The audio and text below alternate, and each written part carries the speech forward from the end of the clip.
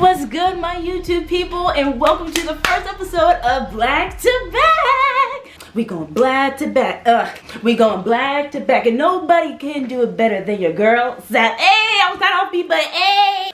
OGs, y'all know, but my newbies, come here, because I'm explaining for you. Black to Back is a series on my channel where I put out a certain amount of videos leading towards the end of Black History Month, aka February. OGs, you guys know that I was killing them. I was killing the girlies last year, but because of special circumstances this year, that's why there's only going to be 4 videos. I'm sorry, but hey, the last one is going to be worthwhile. Trust me. Trust me, okay? But to start off this series, we're going to be talking about, you guessed it, movies. You saw the thumbnail, you already know what it is. I'm gonna be going over some categories of movies based on the movies that I like. These categories is like the simple categories that you would see from like adventure and action, but I also added my own categories because I couldn't fit them into anywhere else. So with that established, let's get started. Alrighty, coming up with the first. I'm just a sucker for history, so obviously biography is gonna be the first one, and we got the Marvin Collins story. Oh my gosh, the Marva Collins. I said Marvin, my gosh. It sounds similar, but forgive me. Anyway, Marva Collins, if you guys don't know, was a very, very resourceful woman when it came to teaching. She taught like elementary school kids, but when her school was on when it was to supply what they needed to supply for low income kids, aka like black and brown kids, she went ahead and made her own school in her own house. That's crazy. She made her own curriculum, her own ways of teaching. Them kids was just, they was smart as heck, they was smart as heck, they was thinking and stuff. And it was better than the that school that I mentioned earlier, that was the Catholic school. It was better than that Catholic school too. Like that's, I love this woman. Like, and she was portrayed by Cicely Tyson. Rest in peace, queen. But yeah, I actually like this biography a lot because I could rewatch it over and over and over again and not get tired of it, because the acting is superb. Cicely Tyson, Morgan Freeman, them cute little kids. Like, it's so giddy. I guess it's a giddy about teacher biographies and all. Female lead, because we gotta put my females at the top. The color purple. Now, you guys may say, oh, it doesn't count because technically she's not the lead. Well, that's because it's called female lead. And even if she's like Whoopi Goldberg and the actress that played her when she was younger, even if it's not like all lead, especially at the beginning when Celie, oh my gosh, when Celie was a kid, it still counts in my book because I can watch that movie over and over again too. It's just the scenery, the clothes, that big breakfast. Oh my gosh, sorry for the spoiler, but it was a good breakfast too. Y'all know what I'm talking about. This movie is based off of a book that was also adapted into this movie again by Steven Steinberg. But I was impressed as heck. But you know what? You know who I was impressed with? Mister. I wasn't impressed with Albert in the slightest. He can go kick rocks even at the end. I don't trust him. Male lead. I've watched this over and over and over again, and it's probably the only movie that I've only watched him in. It's A Patch of Blue. Main character is Gordon Ralph, which is played by the recently deceased Sidney Poitier, and I can't believe that I thought that he's been dead this entire. I got him and Diane Carroll switched because this whole time I thought that Diane Carroll was alive while Sidney was dead. Well, the whole time it was the other way around. Diane Carroll died in 2019 and Sidney, he died this year in 2022. Anyway, I digress. This movie, he's a helpful character. He helps this little blind girl away from her abusive, trifling family because they both trifling. If you watch it, then you'll agree that they are trifling. I don't care. And it's his character. It's the giddiness in him because he shows like this male like dominance and stuff, like this adult figure dominance, while also being a little kid himself around like Selena's age and stuff. And that's perfect balance of like character. It's just mwah, I aspire to do that. Romance. Now I ain't gonna put, you guys probably thought Poetic Justice or any of those cheesy rom-com movies. Think again. I put Jason's Lyric because I've seen Ella Payne like in New Jack City and Vampire in Brooklyn, but those two movies didn't quite set it for me. But it's this movie where I was starting to feel some type of way, if you know what I mean. Him and Jada Pinkett, like both of them are cute together. Like they had excellent chemistry on screen. Even when his brother was getting in the way, like his character's brother was getting in the way, it was still a good chemistry. And I'm so glad what the future held for them and stuff. I'm so glad. If you guys watch the movie, you guys might feel a little bit of a hurt stop, but It's gonna go away. I promise. I promise. Comedy, class act. It's funny as heck. It features kid and play. They dance. They sing. It's funny as heck. I find it funny, sorry, than the Medea movies. Like, I would actually prefer to watch the plays than the actual movies, to be honest, because I've heard of the Medea movies for a long time, but I never really got into them, but my friend did. My friend has. But I would prefer to watch the plays because I've seen like the little previews of the plays and stuff. But anyway, class act. I love this little switcheroo because in real life, both of them have the same first name. Christopher Reed and Christopher Martin, they have the same name, so for them to take that concept and just make it into a movie is genius. To take that little mishap is genius. And then you have Pender Hughes, Hughes, and him getting his last name mixed up by by playing his stuff. He kept messing up his last name. It's funny as heck.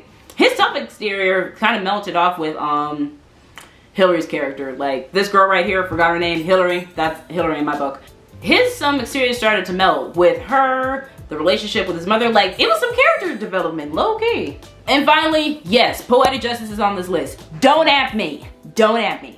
Poetic Justice is one of my favorite movies with Tupac in it. In fact, I love this movie better than Juice, but I don't, and I even love it better than Gridlock. Probably because there's more of, not a villain type thing, because Juice, that sort of portrayed him as this crazy psychopath, and I kind of didn't like it as much. This somewhat showed like the soft side to Tupac, because he did have a soft side, believe it or not.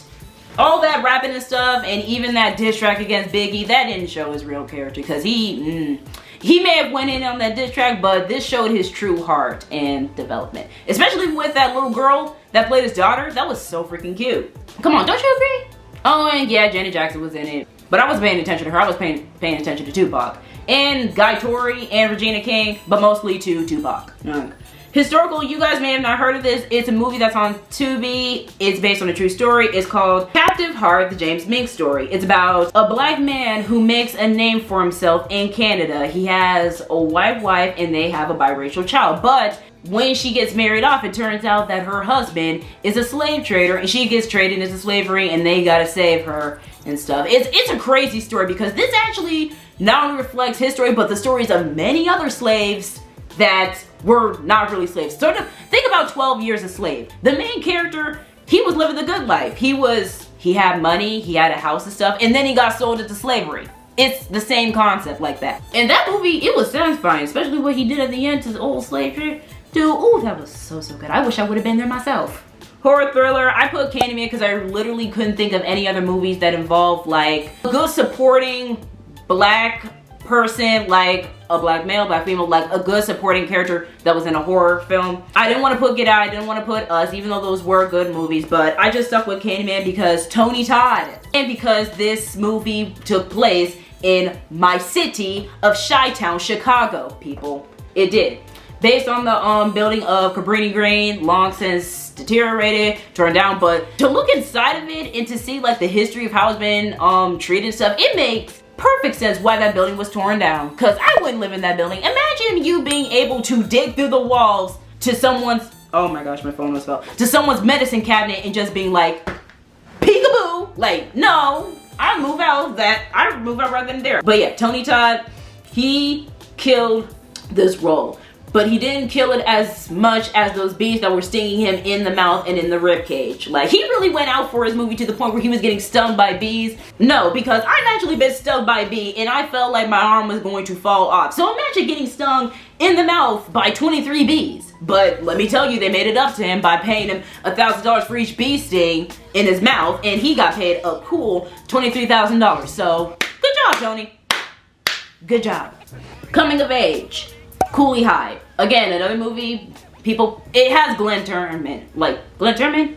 It was that, okay, it's that one dude that was also in a different world. I can't pronounce his name. I know that it's Glenn. I don't think I'm pronouncing his last name right, so I'm just gonna say Glenn. Glenn, he was my favorite. He's my favorite. He was the only grounded character. Like, Lawrence Fishburne's character, I really didn't like it because he seemed as if he was, karma was gonna come back around on that character. The way that he was just acting and stuff is no surprise what happened. I'm not gonna say anymore, but just know that this is a really good coming of age story. Probably, like, this was in my opinion, Boys in the Hood before Boys in the Hood, in my opinion. Because it was later on, like in the 70s, Boys in the Hood came out in the 90s. It featured a school, friends growing up together in this rough neighborhood, and ultimately some stuff happens. Like, come on, I mean, I still like two movies either way, but this is crazy. And finally, we got Hood Classic. Hood Classic, y'all know what it is. It's that classic that tells our story, that tells the experiences, the struggles, and everything else in between. And I mentioned it earlier, is Boys in the Hood. Not only does it give me summertime feelings, like vibes and stuff, like I could watch this in the summer and low-key feel what they're feeling, but because Cuba Gooding Jr., he was good. Like, a lot of people probably didn't like his character or just didn't understand why his character was there, but the whole point was to show that there is grounding and there are kids that are raised in good homes in the hood. Even if it's the roughest, toughest area, you got them kids that come out with a good head on their shoulders. That's the whole point of his character, with him and his father Furious, which they should have revealed his real name. His name ain't Furious. No, his name is not Furious Styles. I refuse to believe that. He looks like a Darren or a Dante or something else. I'm not gonna say stereotypical black names because it could be Carl for all we know. But yeah, back to this. This is also another movie that I really like that features a rapper, Ice Cube from NWA. He was good in this character too. Like, his crazy, well, not crazy, but sort of like, I want to be tough gangster demeanor is what kind of put me on, but then I understood that he was sort of rapping about this stuff. Literally, like, his music was, yeah, he was, well, obviously, because he was around the godfather of gangster rap, Easy motherfreaking E, so obviously it's going to be that way. But, oh my gosh, it's just, everything about this movie screams experience, and a lot of people who have grown up in these areas probably will say, why is everyone's favorite movie? Well, it's because it tells of an experience, so obviously it's going to be everyone's favorite movie if they could resonate with it. You get what I'm trying to say? But yeah, I really like this movie a lot. And that is it for the first episode of Black to Back. Thank you guys so much for watching this video and for liking, commenting, subscribing, sharing, like all the support, anything to get the word out about my channel and all my other videos in this series, especially because I would love to see videos from like this year series blow up, because last year really wasn't hitting as much. Like, there was probably 1 or 2 videos that was sort of like skyrocketing in views, like almost in the hundreds, but the other ones sort of like fell slowly. But I would like to see more people, especially my people, my black brothers and sisters, watch this, because we may have 1 month to enjoy this melanin, this cocoa butter kisses, pecan butter chocolate skin, but just know that we can celebrate it every day. Don't let anybody like just restrict you to a month, because every day we black, so we might as well celebrate every day. Shoot. But that's it for this video, and hopefully you will stick around for the next 3. Bye guys.